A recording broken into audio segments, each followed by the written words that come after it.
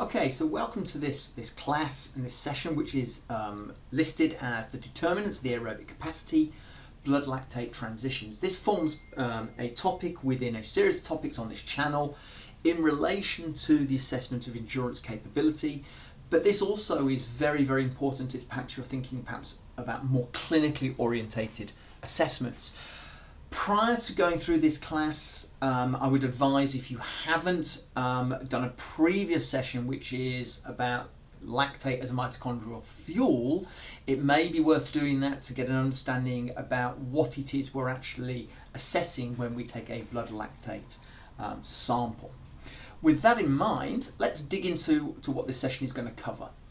So we're going to start off by just defining and exploring what we mean by the aerobic capacity, and crucially the associated terminology, because this is where it does get very confusing, I think, both for students of exercise physiology, but also I think it confuses practitioners and academics. There isn't a precise definition, which is worrying, and in many ways we have to try and mitigate for that and try and navigate our way around this to find a way through.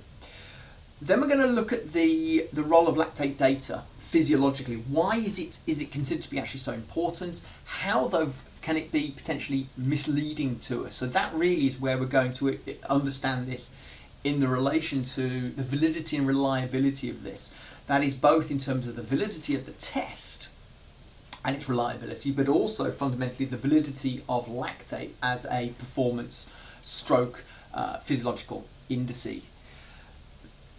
That kind of all ties into then why we would do this, the rationale for assessing blood lactate data.